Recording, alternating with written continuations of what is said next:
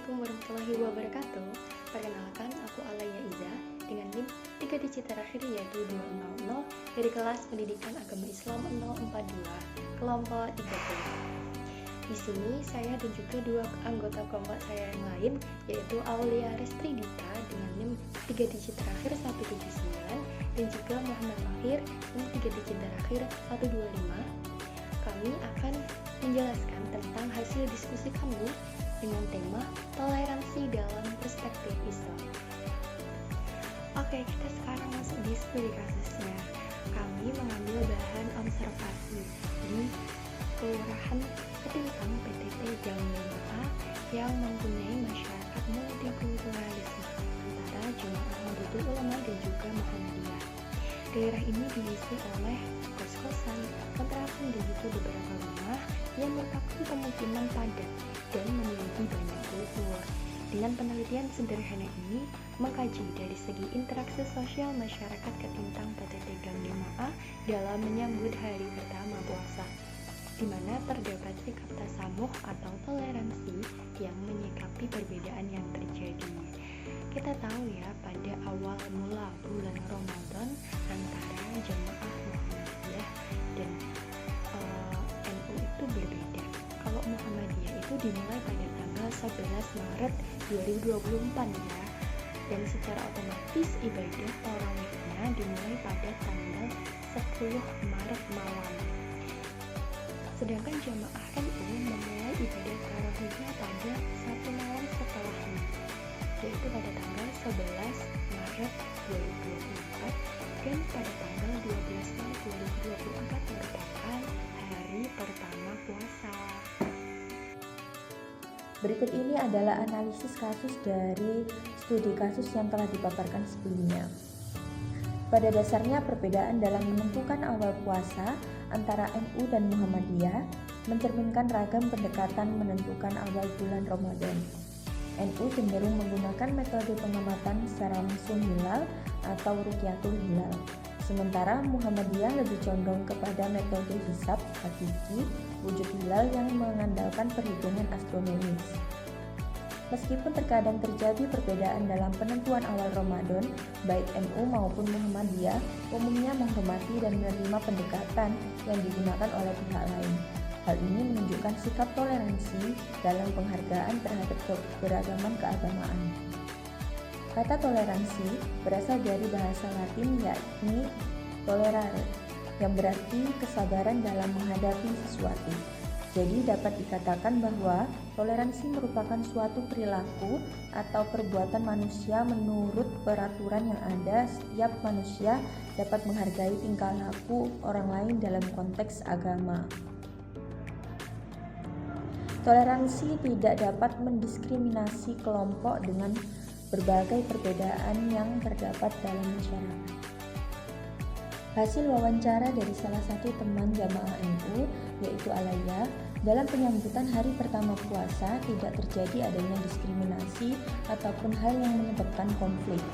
Seperti pada saat melaksanakan sholat tarawih, karena jamaah Muhammadiyah lebih awal melaksanakan tarawih, sedangkan jamaah NU masih belum. Tidak ada perdebatan atau konflik di antara para jamaah.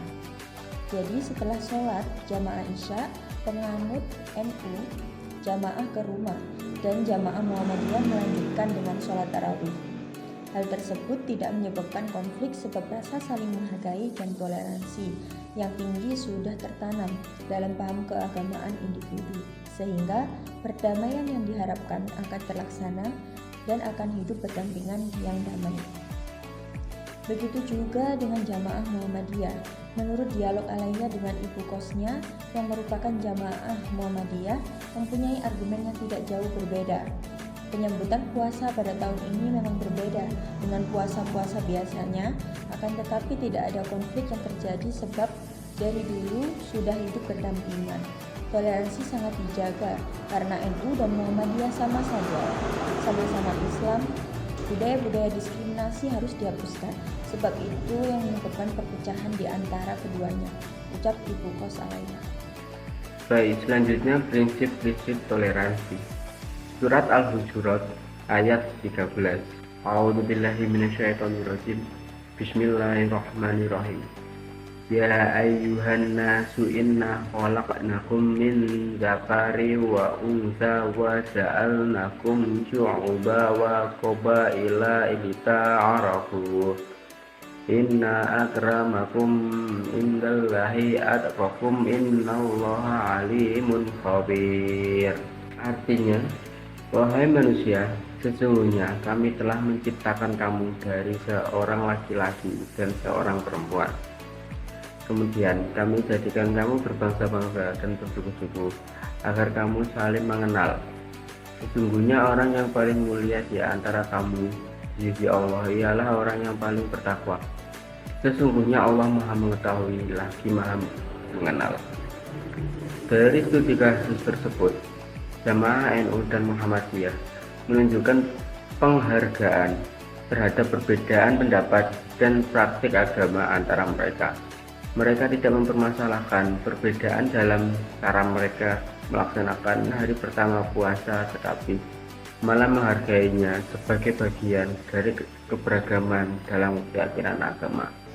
Prinsip-prinsip toleransi ada dua. Yang pertama, kebebasan beragama. Prinsip kebebasan beragama menekankan hak setiap individu untuk memiliki keyakinan dari praktik agama sesuai dengan kepercayaan mereka sendiri, serta hak untuk tidak mengalami tekanan atau diskriminasi dalam melaksanakan keyakinan tersebut. Dalam kasus ini, Jamaah NU dan Muhammadiyah diberi kebebasan untuk menjalankan praktik agama mereka tanpa ada campur tangan atau diskriminasi dari pihak lain.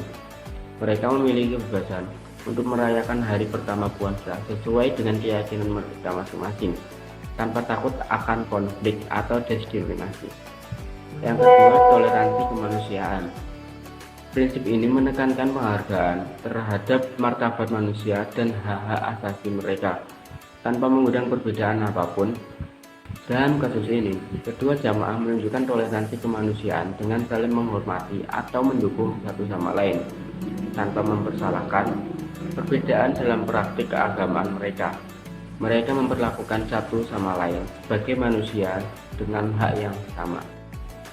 Selanjutnya, manfaat toleransi. Yang pertama, masyarakat hidup rukun dan damai. Yang kedua, sikap saling menghargai dan menghormati sekalipun berbeda pendapat. Yang ketiga, mewujudkan keadilan bagi seluruh masyarakat. Yang keempat, membuang kecurigaan dan buruk sangka. Yang kelima, menahan diri untuk tidak melakukan caci maki dan tindakan yang semena-mena. Dan yang terakhir, menciptakan kedamaian dalam kehidupan bermasyarakat. Nah, dalam menciptakan toleransi di antara umat beragama itu ada kendalanya loh teman-teman. Apa sih? Yang pertama yaitu fanatisme dan radikalisme. Beberapa individu atau kelompok cenderung fanatik dan radikal dalam keyakinan agama mereka. Mereka menganggap agama mereka sebagai satu-satunya kebenaran dan menolak agama lain. Hal ini dapat mengakibatkan konflik dan kekerasan antar agama. Tidak boleh ya. Yang kedua yaitu penyebaran agama ke umat lain. Agama-agama misionaris seperti Kristen dan juga Islam itu menganggap penting untuk menyebarkan agama mereka kepada seluruh umat manusia. Namun jika upaya ini dilakukan kepada individu yang sudah memiliki agama, hal itu dapat menganggap toleransi dan menciptakan konflik. Nah, yang terakhir yaitu sinkretisme. Apa sih sinkretisme? Sinkretisme adalah pemaduan berbagai aliran pemikiran atau agama untuk mencari keseimbangan.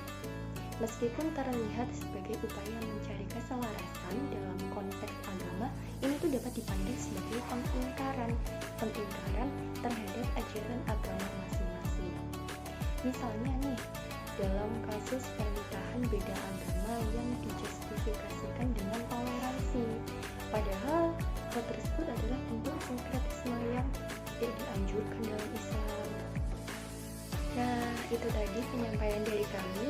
Semoga bisa menambah wawasan dan pengetahuan dari teman-teman semuanya. Terima kasih sudah menonton dan mohon maaf apabila dalam penyampaian kami tadi terdapat kekurangan maupun kesalahan. Terima kasih. Wassalamualaikum warahmatullahi wabarakatuh.